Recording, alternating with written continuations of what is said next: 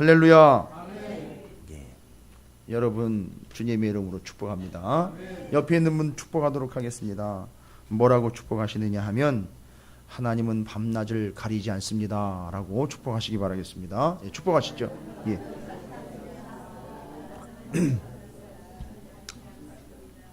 그런데 우리는 어떻습니까? 밤낮을 좀 가리죠.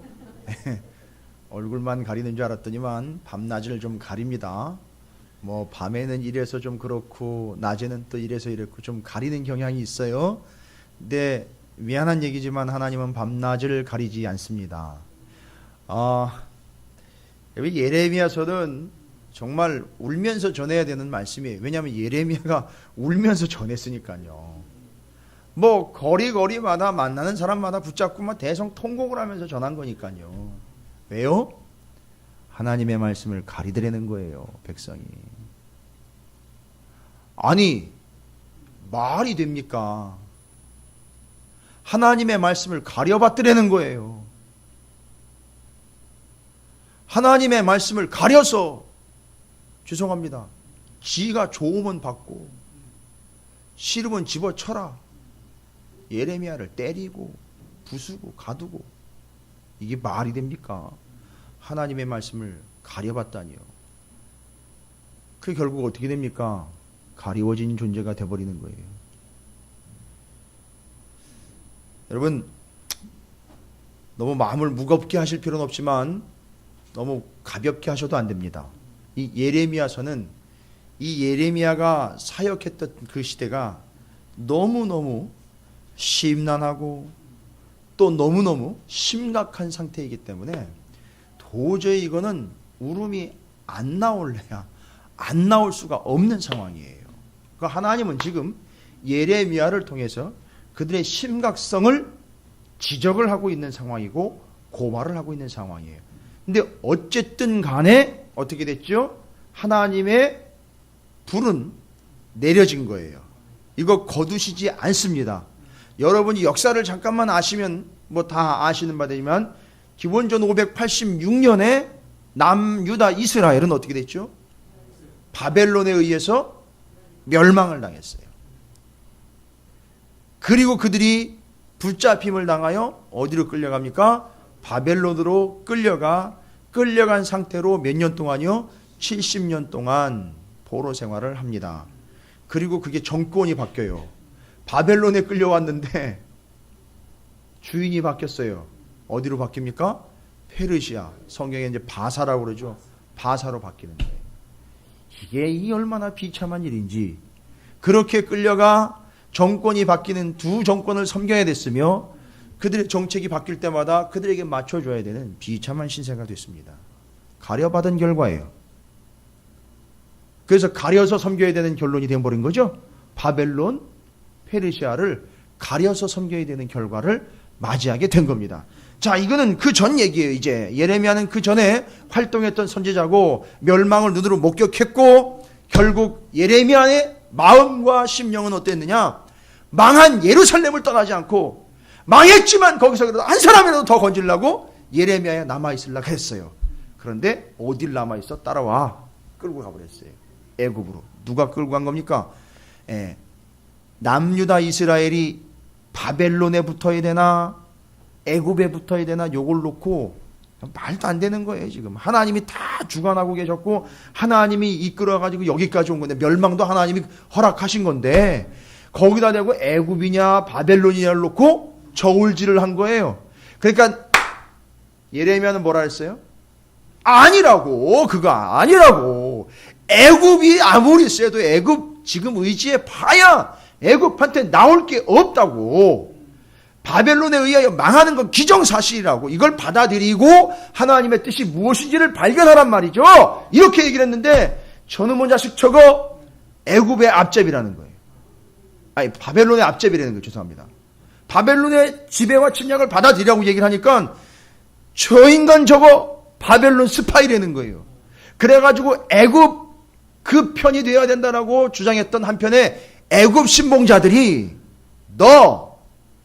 네 바벨론 앞잡이에 이놈의 자식 넌 내가 끌고 가버린다 해가지고 애굽의 들러붙었던 사람들이 애굽으로 도망갈 때 예레미야를 끌고 가버려요. 그래서 예레미야가 애굽에서 죽어요.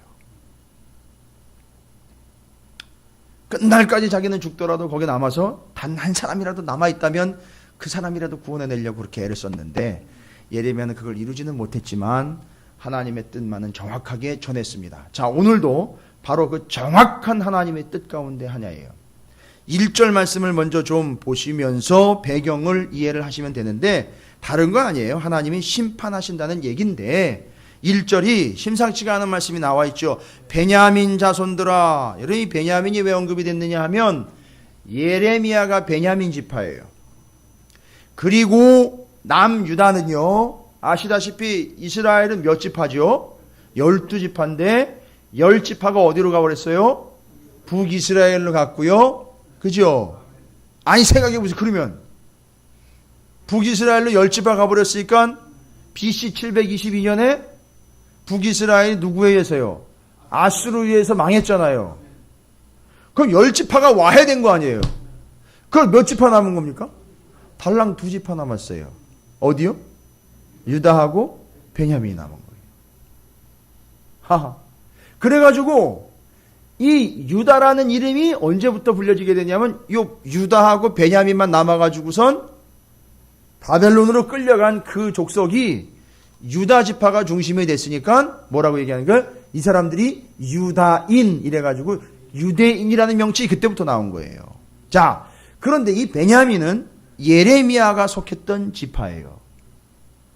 또 예루살렘 있잖아요. 남유다의 수도 예루살렘이죠. 그 옛날에 지파별로 땅을 나눠줬잖아요. 요 예루살렘이 베냐민 지파에 속한 땅이에요. 그거 영역입니다. 그러니까 이게 베냐민의 의미는 여러 가지가 있는데 바로 이런 뜻에서 특별히 예레미야가 베냐민 지파의 출신으로서 하나님께서 그를 부르셨다라는 그 뜻 안에서 또 거기로부터 베냐민 자손들아 예루살렘 가운데로부터 뭐 하래요? 피하라는 거예요. 그 예루살렘이 멸망당한다는 거예요. 피하라는 거예요. 또 어디예요? 그리고 드고아에서, 여러분 드고아 하면 누가 생각이 납니까? 아모스. 예, 아모스의 고향이 드고아의 목자 아모스였죠. 바로 이 선지자들이 지금 배출되고 있는 이 땅들이 예레미야가 배출된 베냐민 지파에 속한 예루살렘과 수도였죠. 또한 드고아는 아모스 선지자의 출신지죠. 이게 다 선지자들의 출신 지역에서 무슨 일이 일어납니까?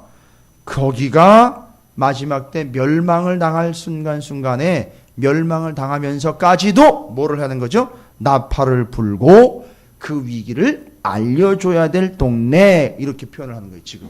그러니까 지금 예레미야가 어떤 사역을 합니까? 망하면서도 망하는 순간까지도 예레미야는 뭐 하고 있습니까? 하나님의 뜻을 선포하며 전하며 외치고 있는 거예요. 여러분, 선지자의 사명은 뭐냐 하면 망하는 가운데 자기 육신의 안위와 자기의 영적인 형편을 돌아보아 자기를 챙기며 자기의 위험을 벗어나는 그것이 그의 일이 아니라 그 위험 속에서도 그 아픔 속에서도 그 문제 속에서도 끝까지 망할 때까지도 선지자는 뭐를 해야 되는 겁니까? 하나님의 말씀을 전하면서 죽어가는 게 선지자의 역할이에요. 목사님 큰일 났네요 이러면서 저한테는 아이고 저만 선지자인가요? 여러분 다 선지자죠. 선지자의 명분은, 선지자의 또한 사명은 죽으면서 죽기까지 그 말씀과 복음을 전하다가 죽는 게 선지자의 사명이에요. 그래서 예레미야가 지금 그 사역을 감당하는 거잖아요. 보세요. 죽기까지 감당하는 거잖아요. 죽으면서도 감당하는 거고요. 끌려가면서도 감당하는 거예요. 그게 이제 예레미야를 이 얘기를 하고 있는. 근데 1절부터 8절까지 보시면은요, 뭐 어려운 거 없어요. 그냥 이제는 멸망의 때가 왔고, 하나님이 저 뒤쪽으로 가면 이제 22절부터는 북방에서 누가 쳐들어온대잖아요. 그죠? 그 북방에서 쳐들어온 게 누구예요? 그러니까 바벨론이에요. 왜냐하면 바벨론 저 동쪽에 있는데 이렇게 왔다가 이렇게 올라가다 길이 그렇게 났으니까 그러니까 이렇게 저 동쪽에서 쭉 북쪽으로 올라갔다가 북쪽에서 이렇게 내려와야 되는 길이 그렇게 났으니까 북쪽에서 왔다는 게, 정확하게 이야기하면 이스라엘의 유다의 동쪽이에요. 원래는 정확한 위치는 티그리스 유프라데스 강 사이에 있는 바벨론에서 와야 되니까 위치는 동쪽인데 동쪽에서 쭉 와가지고 북쪽으로 올라갔다 내려와야 되는 게 정황상 그러니까 북쪽에서 내려왔다 그러는 거예요. 그러니까 바벨론 얘기하는 거예요. 그러니까 여기 1절부터 8절까지 읽으시고 22절부터 다시 한번 읽으시면 바로 그 북쪽에서 바벨론이 쳐들어와 멸망당할 거라는 걸 얘기하시는 거 어렵지 않아요. 이건 뭐 정황상 눈치만 있으면 다 채는 거예요. 그런데 하나님이요, 내가 망할 때 망하게 하더라도 명확하게 그 이유와 내 속에 있는 마음은 좀 너희들에게 털어놔야 되겠다. 내가 얼마나 섭섭한지 그건 내가 좀 얘기 좀 해야 되겠다. 지금 그 얘기를 이제 들으셔야 돼요. 하나님이 여기 엄청 섭섭한 얘기를 적어놔. 그래서 직접 또 하나님은 난 되게 섭섭하다 이렇게 직접적으로 표현을 안 하셨는데 아주 읽다 보면 그 속에 은근히 배어 들어있는 하나님의 그 섭섭한 눈물이 배어 있어요. 여러분 1절부터 8절까지 쭉 읽어보면 제가 말씀드렸다시피 예루살렘을요 아주 산산조각 박살을 내버립니다. 하나님이 그렇게 하겠다는 얘기인데, 근데 재미있는 건 뭐냐면 내용을 쭉 읽어보시면 아실 수 있어요. 그 내용 가운데 뭐 정오에 올라가자, 뭐 저녁에 밤에 올라가서 쳐버리자, 4절 5절 가운데 보면 이게 공격할 타이밍을 언급을 하고 있어요. 그러니까 적들이 쳐들어와 가지고 정오에 침략해 올라가자, 그 다음에 밤에 쳐들어가자 이런 얘기를 해요. 여러분 여기 정오와 밤은 상식적으로 일반적으로 그 당시에 전투할 때는 전투를 행하지 않는 시간이에요. 이 당시에는요. 그 뭔 얘기냐면 참 옛날에는 싸워도 참 운치 있게 싸운 것 같아요. 어떻게 싸웠느냐 하면 정오에 따가운 햇살을 피하며 밤에는 어두우니까 우리 편을 찔러 죽일 수도 있으니까 그런 위험성을 배제시켜서 언제 싸우든지 아세요? 아침에 싸워요. 아침 일찍 일어나 새벽기도 끝나고 싸우는 거예요. 그리고 그 아침에 한참 공기 좋고 분위기 좋을 때 싸움하는 거예요. 그리고 승부를 내는 거예요. 여러분 아말렉과의 전투에서 여호수아가 앞서서 나갈 때 여러분 태양이 그 골짜기 위에 머무르라고 선포를 해버렸잖아요. 왜요? 태양이 머무르다가 이게 내려가 버리면 어떻게 돼버려요? 지금 한참 잘 밀고 올라가고 있는데 해가 떨어지면 어떻게 돼요? 자, 끝! 이러고 서로 돌아가야 되는 거예요. 이거 기선을 잡았는데 여기서 치고 올라가지 승리를 해야죠. 그러니까 여러분 그게 그냥 나온 얘기가 아니에요. 태양을 그 자리에 딱 멈춰서 해가 있는 동안에 빨리 치고 올라가 정리해버려야 되는 거예요. 그래서 그런 기도가 나온 거고 그게 그 배경 하에서 이해를 하시면 좀 쉬울 거예요. 지금 상황은 바로 이거예요. 적들이 쳐들어왔는데 일반적으로 알고 있기로는요. 언제 싸워요? 아침에 대개 전투가 이루어지고 아침에 싸움이 일어나는데 아침에만 하는 줄 알았더니만 이놈의 인간들이 들어와가지고 어떻게 해버려요? 점심, 저녁 죄다 작사를 내는 거예요.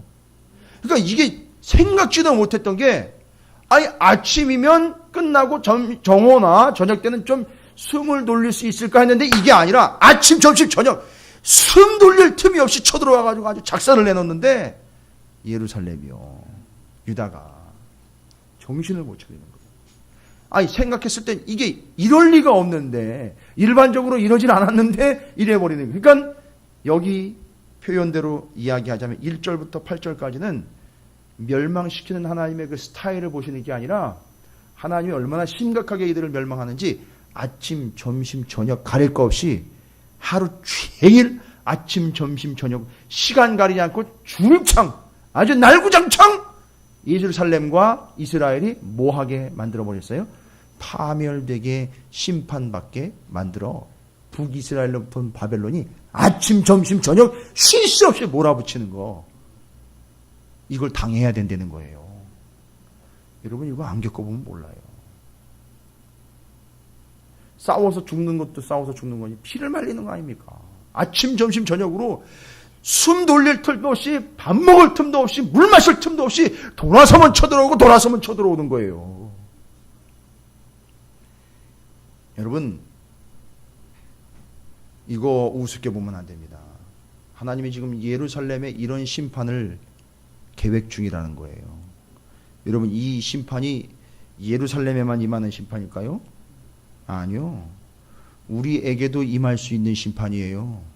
아침, 점심, 저녁으로 하루 종일 숨 돌릴 틈 없이 밥 먹을 새도 없이 뭐요? 숨쉬기조차 힘들 정도로 밥맛이 뚝뚝 떨어져 밥도 못 먹을 정도로 밤에 잠도 못 잘 정도로 여러분 고통 겪어보셨어요? 아파보셨어요? 당해보셨어요? 근데 이게 하나님의 심판으로 온다는 거예요.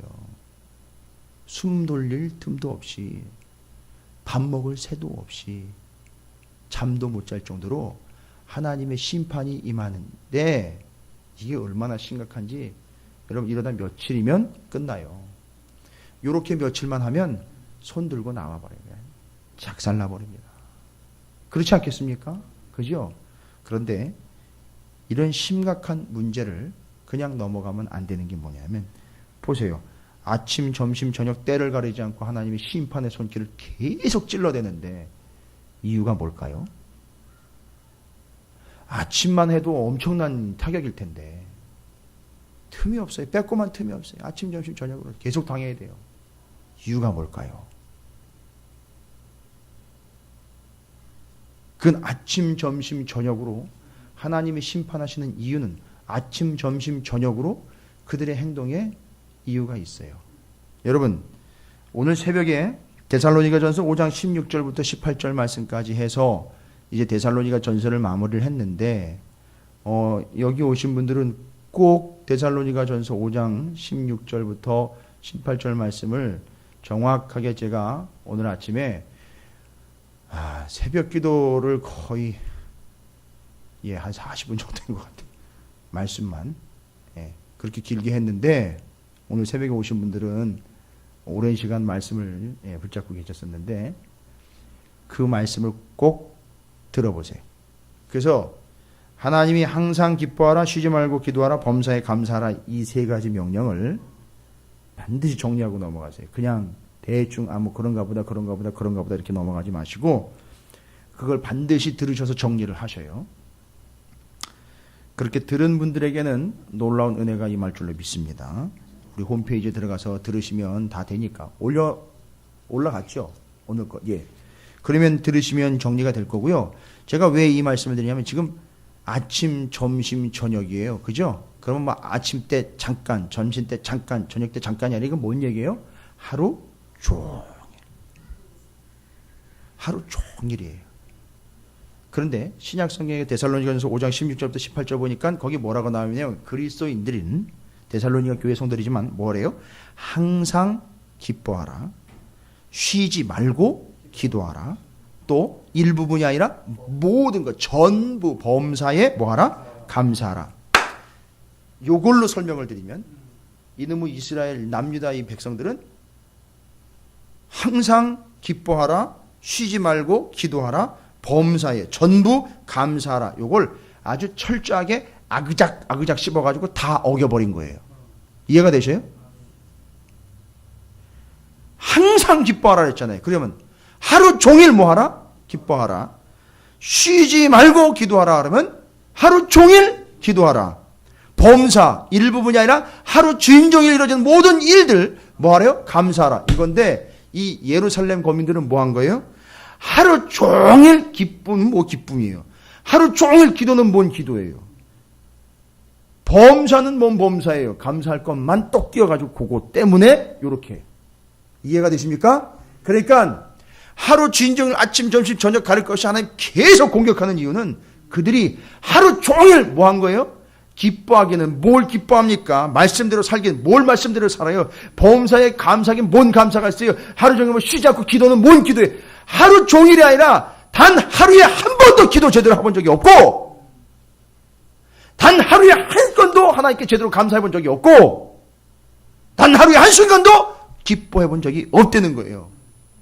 그러니까 이건 뭐예요?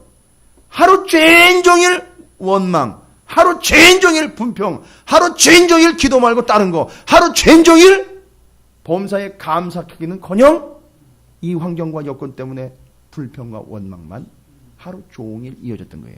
뭔 얘기입니까? 하루 종일 하나님 말씀대로 사는 게 아니라 하루 종일 하나님의 말씀을 어떻게 해요? 어겨버린 거예요. 그러니까 하루 종일 하나님의 말씀을 어겨버렸으니 하나님은 어떻게 해요? 심판할 때 하루 종일 심판하시는 거예요. 뭐야 할렐루야 해야 될까요 이거? 이해가 되십니까? 그들의 삶의 패턴 자체가 하루 종일 하나님의 말씀을 어긴 삶이었기에 하나님은 하루 종일 숨 쉴 틈도 조차 주지도 않고 계속 공격해 대신 거예요. 뭐라고 얘기하시면 알겠어? 니들이 지금 당하는 것 때문에 고통스럽지? 니들이 그런 식으로 내 말씀을 하루 종일 어겼다는 거 알겠냐? 라고 얘기하는 거예요. 여기에 쐐기를 박아버려요. 여러분 9절 말씀을 한번 보세요. 9절 말씀에 이스라엘 백성들이 심판을 받게 되는데 어떤 모양을 설명을 하고 있느냐 하면 포도원 얘기를 해요. 포도원. 만군의 여호와께서 이와 같이 말씀하시되 이스라엘이 심판을 받는데 뭐 하듯이 심판을 받는데요? 포도를 따듯이 심판을 받아요.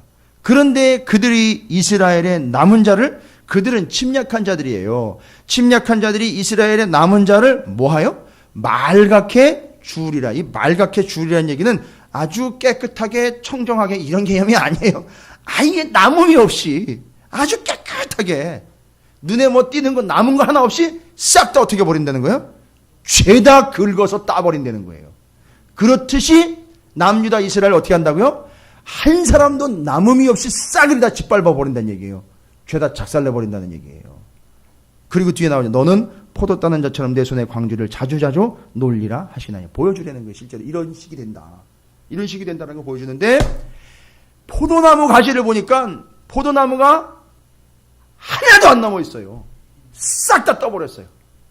그것처럼 어떻게 한다고요? 적들이 쳐들어와 남유다를 남김없이 박살내고 부수어버리고 아주 작살을 내버린다. 이런 얘기를 이렇게 표현을 한 거예요. 근데 여러분 여기서 성경 말씀을 좀 본질적으로 여러분 이해하셔야 돼요. 원래 이스라엘이 하나님의 말씀으로 받은 법에 의하면 율법에 의하면 레위기 19장 10절의 말씀에 이르기를 추수할 때에 법령으로 정해져 있죠. 추수할 때에 추수하는 밭, 추수하는 수확물의 일부분을 어떻게 하게 되어 있어요? 남겨놓게 되어 있죠. 그렇죠. 그럼 이 모습이 그 모습과는 완전히 상반되어 있는 모습이라는 걸 알 수 있어요. 그죠? 그 율법에 의하면 남겨놔야 되는 건데 곡식을 털 때 밭 모퉁이를 남겨. 그래서 그 밭 모퉁이에서 선남 선녀가 만났잖아요. 그래서 예? 그 율법을 지키다가 율법을 지킨 그 사람 때문에 그 율법을 지켜가지고 남겨놓은 거 아니에요. 그죠? 레위기 19장 10절을 잘 지켜가지고 남겨놓은 땅에 하나님 말씀 붙잡고 들어온 여자하고 말씀 지켜온 남자하고 딱 만나가지고 사랑을 했더래요 하면서 나온 게 뭐예요? 그 얘기가 룻 뒤에 그 얘기가 나오잖아요. 보아스하고 룻이 거기서 만난 거예요. 그러니까 그 얘기는 말씀과 말씀이 만난 거예요. 결론적으로 결실을 맺은 거예요. 그래서 그 가정에서 누가 나와요? 예수 그리스도가 그 계보에서 나온단 말이에요. 그게 바로 그 역사예요. 별거 아닌 것 같은데 그 시대에 그렇게 마지막 남은 하나의 휴머니스트에 의해서가 아니라 말씀을 생명처럼 지키는 단 한 사람에 의해서 예수가 태어나시게 되는 거예요. 말씀 지켜내는 단 한 사람 때문에 하나님의 역사가 나타나게 돼 있다고요.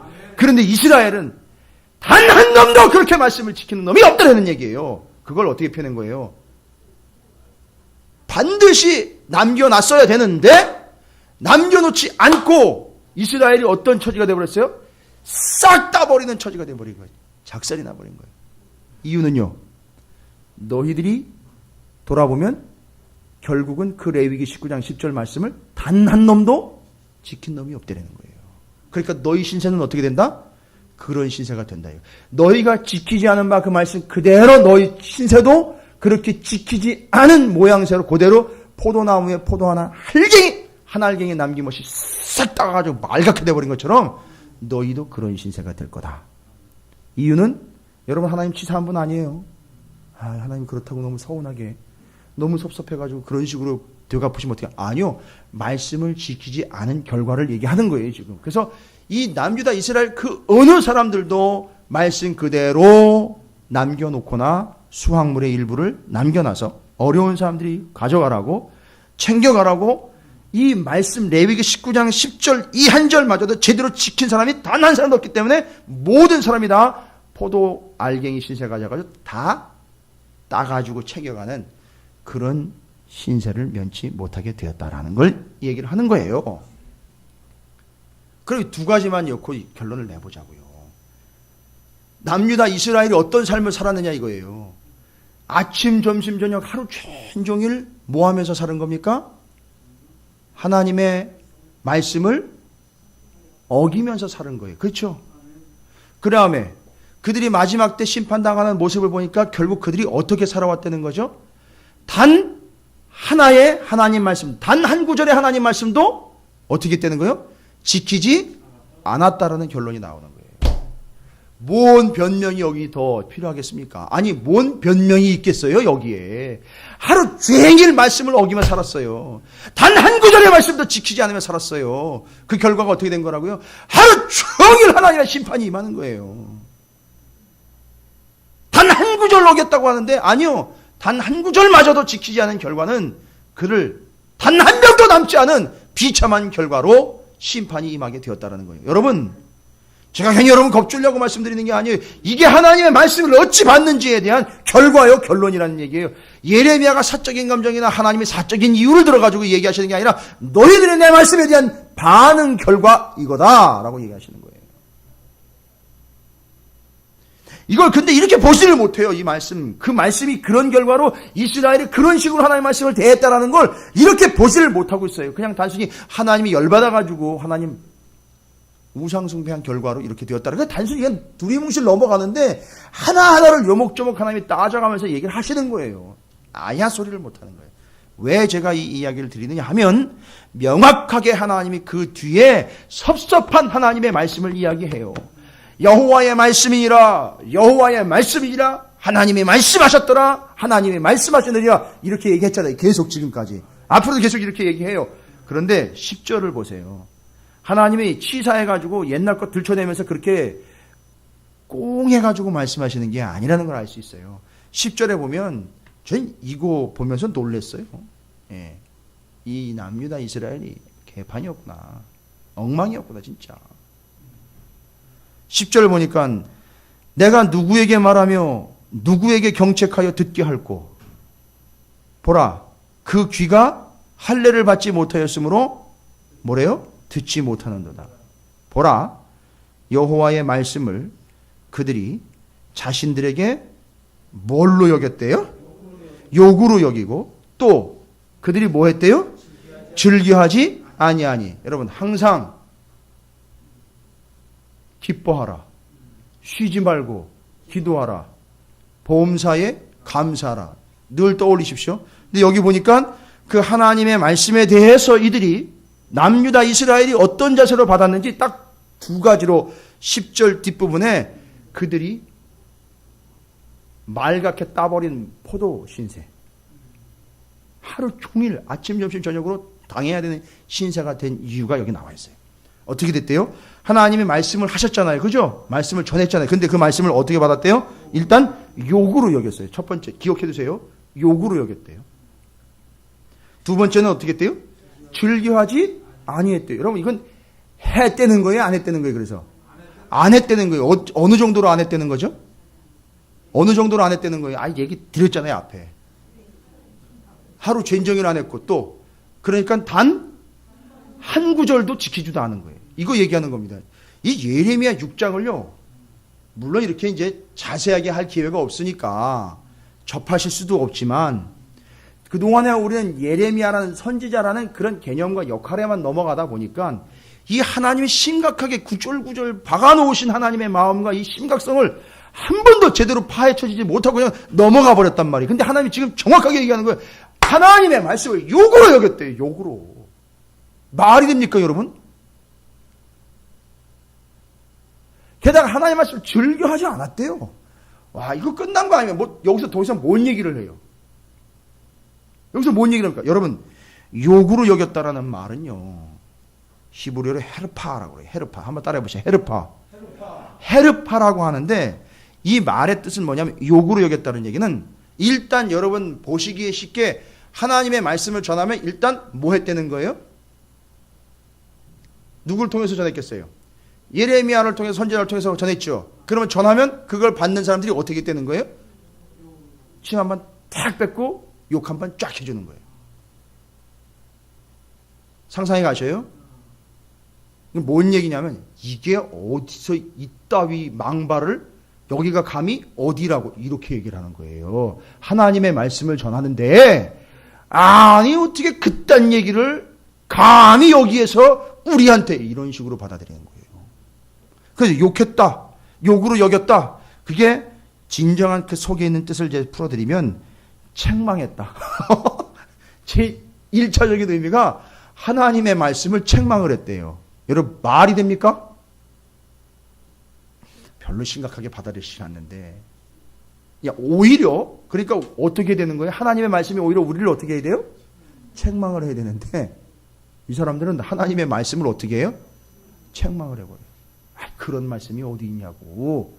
어디서 그런 말을 함부로 하냐고. 우리한테 그런 얘기 하지도 말라고. 너 그딴 식으로 계속 전하면 너 재미없을 줄 알아. 뭐 이런 식이 돼버린 거예요. 여러분 요즘에 복음을 이야기하면은요 거기다 대고 요즘에 십자가와 복음을 얘기할 때냐고 오히려 이렇게 대들어요. 여러분 그게 뭐 하는 거예요? 하나님의 말씀을 오히려 지가 책망하는 거예요. 말이 됩니까 여러분? 이게 죽으려고 환장을 한 거지? 이게 하나님 앞에 말씀을 감히 책망하려고 드는 인간의 아주 파렴치한 모습이에요. 거기다가 헤르파라고 욕으로 여겼다는 그 욕의 뜻은요. 책망했다, 비난했다, 경멸하다 이런 뜻이에요. 여러분 이스라엘이 하나님의 말씀을 어떻게 했다고요? 욕했다, 욕으로 받아들였다. 그러면 책망하고 비난하고 경멸했다는 거예요. 어후. 이걸 입에 담기조차 참 제가 두려울 정도예요. 하나님의 말씀을 책망하고 비난하고 경멸했대요. 이게 욕으로 받아들였다는 거예요.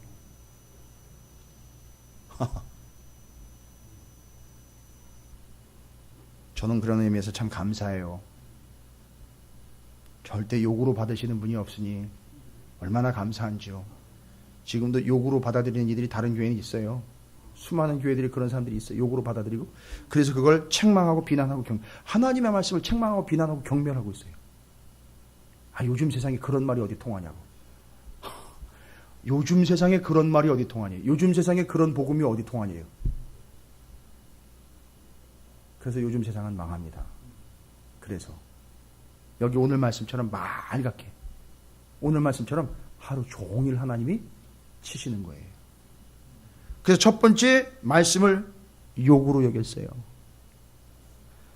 여러분이 하도 기가 차가지고 하도 같지 않으니까 웃음만 나오시죠? 어떻게 하나님의 말씀을 그렇게 받아들였는지. 우리 교회 얘기 아니니까 걱정하지 마세요.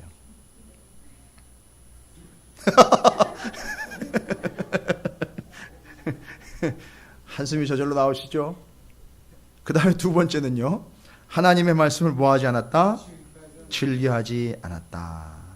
이게 이제 아까 욕으로 여겼다는 헤르파라 그랬는데 즐겨하다, 즐거워하다라는 뜻은요. 히브리어는 하페치라 그래요. 하페치라 그랬는데 즐거워하다라는 뜻은 이건 이런 의미를 가지고 있어요. 말씀을 즐거워하지 않았다라고 얘기를 하니까 즐겁게 받는 건 그럼 뭐냐면 즐거워하는 거는 바라보는 거예요. 사모하며 바라보는 거예요. 그걸 바라고 원하는 거예요. 즐겁게 여긴다는 뜻은요. 그 다음에 진짜 실제로 즐거워하는 거예요. 근데 이상해요. 오늘 데살로니가서 5장 16절부터 18절까지 나오는 얘기가 다 연결이 돼버려요. 범사에 감사하라. 또 항상 기뻐하라. 이게 다 연결이 되더라고요. 그러니까 오늘 저녁에 예배는 좀 늦게 끝날지라도 한번 들으시면 좋을 것 같긴 해요. 죄송해요. 그래서 즐겨한다라는 건 그걸 바라며 사모한다. 실제로 기쁨 가운데 즐거워해요. 그리고 기쁘다, 좋아하다라는 뜻이 즐거워하다라는 뜻이에요. 그런데 남유다 이스라엘은 어떻게 했다는 거예요? 그걸 즐거워하지 않았다는. 그러니까 뭐예요? 바라지도 않았고 즐거워하지도 않았고 기뻐하지도 않았고 좋아하지도 않았다는 거예요. 어쩜 그렇게 찾아지는 교회랑 정반대인지. 여러분 하나님 말씀을 받으실 때는 즐겁죠? 기쁘시죠? 참 좋으시죠? 예. 감사합니다. 저도 좋아요. 그런데 이스라엘은 그 하나님의 말씀을 욕으로 여겼으며 즐거워하지 않았다는 거예요. 여러분 뭐 다른 이유 있습니까? 다른 이유를 댈까요 또? 없어요. 그러니까 아까 제가 좀 전에 말씀드린 심판에 임하는 그 모양새를 제가 말씀드렸죠? 아침, 점심, 저녁으로 상식을 깨고 하루 종일 하나님이 심판을 대시는 거예요. 거기다가 말갛게 포도를 그냥 싹 다 따버리는 것처럼 하나도 남김없이 죄다 싹 쓸어가 버리시는 거예요. 왜요? 단 한 번도 하나님의 말씀을 지켜본 적 없으며 하루 진종일 하나님의 말씀을 어떻게 여겼다는 거예요? 책망, 비난, 경멸했다는 거예요. 하루 종일 그 하나님의 말씀을 즐거워하지 않았다는 거예요. 답이 다 나와버렸죠? 이게 이스라엘의 상태였어요. 여러분 그냥 단순히 이스라엘이 우상숭배했다라는 개념으로만 넘어갈 게 아니라 그 속에 들어가 있는 그들의 아주 파욕하고 더럽고 냄새나고 추잡한 그들의 삶의 그 요소요소에 베껴져 있는 그 기름덩어리 같은 그들의 죄악의 형상이 바로 여기 나와요. 하나님의 말씀을 욕으로 여기고 하나님의 말씀을 즐거워하지 아니했다라고 분명히 나와 있어요. 그러니까 그 심판이 임할 수밖에 없는 거예요. 하나님은 얼마나 서운하셨는지 여기서 끝나지 않아요. 10절에서 딱 한 단락 정리하고요. 여러분 19절 보십시오. 19절 또 얘기를 하셔요. 다 찾으셨나요? 예, 그 19절 한번 읽어볼까요? 시작. 땅이여 들으라. 내가 이 백성에게 재앙을 내리리니 이것이 그들의 생각의 결과라. 그들이 내 말을 듣지 아니하며 내 율법을 거절하였습니다. 또 나오죠. 하나님의 말씀을 받았을 때에 그들이 또 어떻게 반응했다 그랬습니까? 19절 뒷부분에 나와 있죠. 내 말을 어떻게 했어요? 듣지 않았어요. 그 다음에요. 내 말을 거절했어요. 잘 보세요. 17절을 보세요. 하나님의 말씀을 파수꾼을 세워가지고 전했는데 내가 또 너희 위에 파수꾼을 세웠으니 나팔 소리를 들으라 하나 그들의 대답이 우리는 뭐예요? 듣지 않겠노라. 어떻게 한 거예요? 듣지 않은 거예요. 16절 보세요. 여호와께서 이와 같이 말씀하시되 너희는 길에 서서 보며 옛적 길 곧 선한 길이 어디인지 알아보고 그리로 가라. 너희 심령이 평강을 얻으리라 하나 그들의 대답이 우리는 그리로 가지 않겠노라. 뭐 한 거예요? 거절해버린 거잖아요. 그러니까 이스라엘이 어떻게 해버린 거예요? 지금 하나님의 말씀은 선포가 됐는데 그 말을 듣지 않고 그 말을 거절했어요.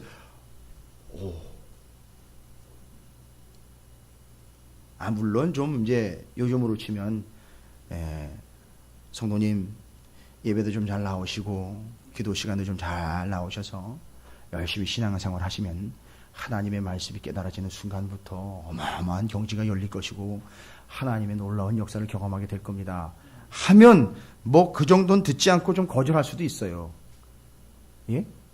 왜냐하면 이제 목사가 얘기한다고 생각을 하니까 그럴 수도 있어요. 그러나 그것도 심각할진데 하나님이 직접 얘기를 하는데 거기다 대고 뭐라 그래요? 16절 17절에 대놓고 하나님을 완전히 면전에서 무시를 해버린 거예요. 아예 하나님 완전히 깔아뭉갠 거예요. 아예 듣지 않고 거절. 아예 뭐라 그랬어요? 나 그렇게 안 해.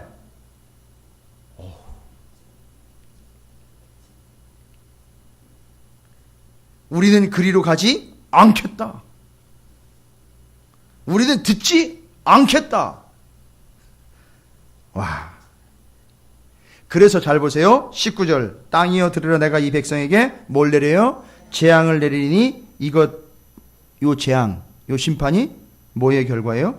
그들의 생각의 결과예요. 그 생각이 무슨 생각이에요, 지금?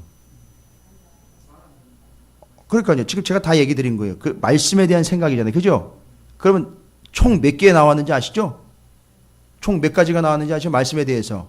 아까 거하고 지금 거하고 하면 몇 가지예요? 예? 처음에 하나님 말씀 받았을 때에 그걸 뭘로? 욕으로 여겼고 그 다음에 그걸 즐거워하지 않았지요. 지금 두 번째 19절에는 또 그 말을 듣지 않았고 그 말씀 율법을 거절했어요. 그러니까 지금 네 가지가 총 나왔어요. 그죠? 욕으로 여기고 즐거워하지 않고 듣지 않고 거절했어요. 이게 다 뭐라는 거예요? 그 사람들의 생각이라는 거예요. 그런데 오늘 새벽에 또 얘기한 거예요. 데살로니가 전서와 빌립보서 4장 6절부터 7절까지 말씀을 제가 연결해서 설명을 드렸는데, 빌립보서 4장 6절부터 7절까지 보면 이런 말씀이 기록되어 있어요. 여러분, 그들이 이 생각의 결과로 하나님의 말씀이 전파가 돼도 욕으로 여기고 즐거워하지 않고 듣지 않고 거절했죠. 그렇죠? 그러니까 이 사람들은 이 생각을 뭐 한 거예요? 지키지? 그렇죠. 오늘 새벽에 오신 분들 정확하게 지키지 못한 거예요. 생각을. 그렇죠. 거기는 생각과 마음이라고 해요. 그렇죠. 다 같은 거예요. 왜냐하면 생각함으로 또 마음 먹고 마음으로 생각하니까 그게 생각과 마음인데, 그 생각과 마음을 어떻게 된 거예요? 이스라엘은 지키지 못하고 말씀이 떨어질 때, 말씀을 받을 때 그 말씀을 욕으로 여기고 즐거워하지 않고 듣지 않고 거절한 거예요. 그런데 빌립보서 4장 6절부터 7절까지는 뭐라고 나와 있느냐 하면 이렇게 나와 있어요. 아무것도 염려하지 말고 다만 모든 일에 기도와 간구로 너희 구할 것을 감사함으로 하나님께 아뢰라. 그리하면 이거예요. 지각에 뛰어난 하나님의 평강이 그리스도 예수 안에서 너희 마음과 생각을 지키시리라. 아멘. 할렐루야. 그러니까 지켜지지 않은 이유는 뭐예요? 이 사람들은, 이스라엘은 빌립보서 4장 6절부터 7절까지의 말씀으로 인용해 적용을 해버리면, 결론을 딱 내버리면 이 이스라엘 사람들은 맨날 염려하면서 사는 것이요, 모든 일에 기도와 간구로 구하지 않았다는 것이며, 감사하기는커녕 불평과 원망만 있었던 것이요, 하나님께 아뢰기는커녕 애굽에게 아뢰는 것이고, 그 결과는 어떻게 된 거예요? 그들의 마음과 생각을 어떻게 했다고요? 지키지 못했어요. 그리고는 그들의 생각이 어떻게 변질되어 버렸어요? 그들의 생각은 하나님의 말씀에 대해서 욕으로 여기고 즐거워하지 아니하고 듣지 않고 거절했다는 거예요. 그 결과가 22절부터 30절까지 쭉 나와 있어요. 또 심판이 어떻게 된다. 제가 여기서 오늘은 심판의 내용들을 이야기하려고 하는 것이 아니라 그 원인적인 문제를 정확하게 꼬집어 드리는 거예요. 그러니까 총체적으로 남유다 이스라엘이 멸망할 수밖에 없었던 것은 그들이 하나님의 말씀을 대하는 그 자세를 보니 당연히 망할 수밖에 없더라는 거예요. 이해가 되십니까? 목사의 말을 그렇게 받으시라는 얘기가 아니에요. 하나님의 말씀, 선포되는 하나님의 말씀이 여러분에게 어떻게 받아들여지는지 그게 여러분의 운명을 결정한다는 거예요. 뭐 다른 거 없어요. 오늘 제가 이 한마디만 드리고 말씀을 마칠게요. 나는 과연 지금 내 마음과 생각을 지키고 있는가? 나는 하나님의 말씀을 받을 때에 어떻게 받고 있는가? 점검해 보세요. 혹시라도 내가 무엇인가 다른 영향을 받고 옳지 않고 더러운 영향을 받아서 하나님의 말씀을 욕으로 여긴다든지 하나님의 말씀을 즐겨하지 아니한다든지 하나님의 말을 듣지 않고 아예 거절해버리는 상태에 있지는 않은지 여러분 점검해 보세요. 어떤 이유나 어떤 핑계도 여기에는 적용될 수가 없어요. 왜요? 하나님이 여러분 어떻게 해보려고 하시는 겁니까?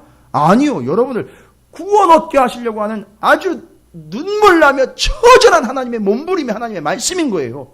그런데 그걸 욕으로 여기고 즐겁게 여기지 않고 거절하고 듣지 않는다면 결론은 뻔한 거예요. 아까 말씀드린 것처럼 그 심판의 두 가지 모습 있죠? 밤낮으로 하루 진정의 심판이 임하는 것과 말렇게 그냥 단 하나의 포도 남김없이 죄다 따버려가지고 도저히 회생불가하게 그냥 박살이 나버리는 그 심판, 거기서 우리는 과연 하나님의 말씀을 어떻게 받고 있는지. 바라건대 신약성경의 데살로니가 전서와 빌립보서의 말씀을 통해서 여러분에게 부탁드리고 싶은 것은, 이 시간을 통해 권면드리고 싶은 것은 여러분의 마음과 생각을 지키시기 바랍니다. 아멘. 그럼 이제 결론을 내드릴게요. 신약성경을 통해서 결론을 내리고 오늘 새벽에 말씀드린 거예요. 여러분의 마음과 생각을 지킬 수 있는 유일한 방법은 다른 게 없어요. 그 마음과 생각으로 말씀을 받는 거기 때문에 여러분 그 마음과 생각을 지키기 위한 빌립보서 4장 6절부터 7절까지 이미 얘기한 거예요. 기도와 간구로 너희 구할 것을 감사함으로 하나님께 아뢰라. 여러분 제가 새벽에 말씀드린 건데 감사는 곧 기도라 그랬어요. 이해 되십니까? 기도는 감사라고 이야기할 수는 없지만 순서가 바뀌면 안 돼요. 감사는 곧 기도인 거예요. 기도가 다 감사인 건 아니지만 감사는 곧 기도인 거예요. 그러니까 감사와 기도라는 얘기는 기도와 기도라는 얘기예요, 결론은. 그러니까 마음을 지킬 수 있는 유일한 방법은 다른 거 없죠? 뭐예요? 기도예요. 그리고 기도하면서 어떻게 하는 거죠? 기도하면서 어떻게 하는 거예요? 감사. 곧 기도가 감사니까. 그러면 기도가 감사고 감사가 기도니까 결국은 그렇게 됐는데, 그러면 이제 감사하면서 기도하면서 어떻게 해야 되는 거예요? 지금 이스라엘 이야기로 적용을 하면 그러면서 어떻게 해야 되는 거예요? 하나님의 말씀을 그렇게 받는, 그렇게 기도하면서 받는 거예요. 말씀을 그렇게 받아야 제대로 된 게 되는 거예요. 이해가 되시죠 이제? 그래서 기도와 말씀이 같이 가는 거예요. 제가 늘 이제 훈련하고 또 제가 늘 지키고 있는 건데, 기도 30분 하면 말씀 30분 꼭 보는 거. 저는 이제 젊어서부터, 어렸을 때부터 훈련을 그렇게 했어요. 꼭 그렇게. 기도 1시간 하면 말씀 1시간 보는 걸로. 이런 원칙을 세워놨는데, 바로 그 말씀과 기도가 같이 가는 거에 대해서, 기도함으로 감사, 곧 기도함으로 마음을 지켜, 생각을 지켜, 그 상태에서 뭘 받는 거예요? 말씀을 받는 거예요. 그러면 그 말씀이 어떻게 되는 거예요? 마음을 지키는 것 같지만 말씀을 지키게 된다는 거란 말이에요. 여러분, 오늘 저녁에 아주 중요한 얘기 드렸어요. 오늘 저녁에 이 금요 심야 기도회 말씀과 오늘 새벽 말씀이 한 세트로 갑니다. 여러분, 내일 토요일 날 여유 있으실 때, 아니면 오늘 저녁에 잠이 좀 늦게 드실 것 같으면 오늘 두 편의 설교를 같이 들으시면서 정리를 한번 해보세요. 아주 명쾌하게 정리가 되면서 점검되면서 여러분께서 삶에 적용할 수 있도록 명확한 원칙이 세워지게 될 줄로 믿습니다.